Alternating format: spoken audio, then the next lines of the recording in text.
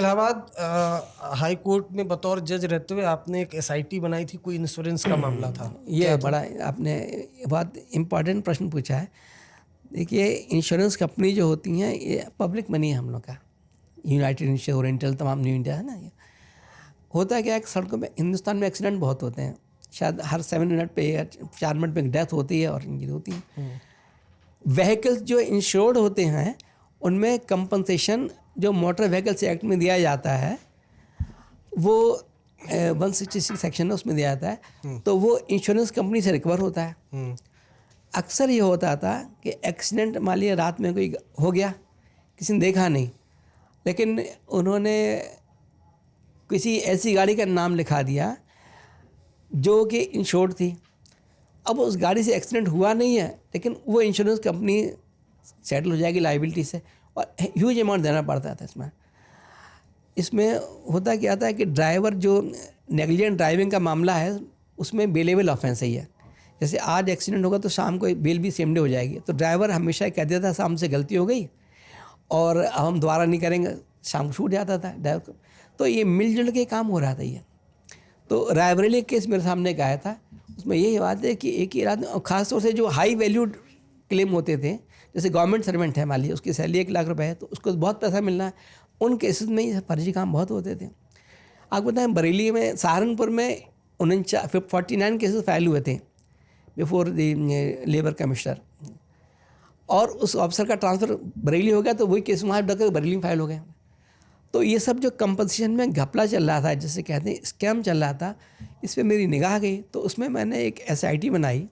मैंने कहा कि से जो है एक चंद्र प्रकाश आईपीएस अफसर हैं यूपी के, और मैं उनकी इज्जत करता हूँ उनका। मुझे लगा कि वो जो है क्लीन इमेज के आदमी हैं।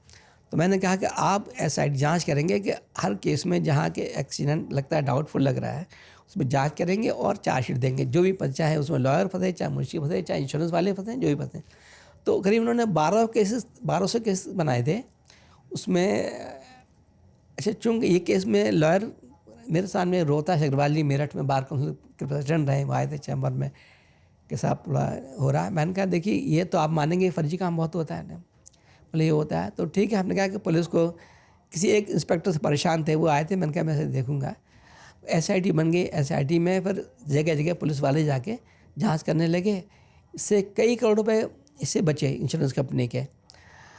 मैटर, चूँकि लॉयर्स को ये बात पसंद नहीं आ रही थी कि उनके नेचुरली, मतलब उन्हीं का ग्रुप था ये, तो उन्होंने हाई कोर्ट में ये मैटर फुल बेंच में रेफर हुआ। फिर उन्होंने एक ड्राइवर से सुप्रीम कोर्ट में एक एसएलपी करा दी, गाजियाबाद के ड्राइवर से।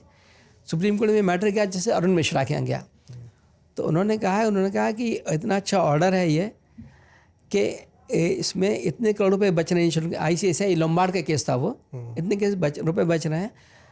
तो उन्होंने कहा कि एसएलपी डिसमिस, ये जो ऑर्डर है ये कंफर्म किया जाता है, और सारी स्टेट गवर्नमेंट को, सारे रजिस्ट्रार जनरल को, सारी इंश्योरेंस कंपनी नोटिस इशू कर दिए कि पूरी इंडिया भर में रिप्लिकेट होना चाहिए प्रयोग। तो कई जगह वो बन भी चुकी है। इसमें सुप्रीम कोर्ट ने बार बार मॉनिटरिंग भी की। तो पूछा बार काउंसिल से, आप क्या कर रहे हैं, आपके वकील लोग इतना गड़बड़ी कर रहे हैं। तो 23 लॉयर यूपी में सस्पेंड हो चुके हैं।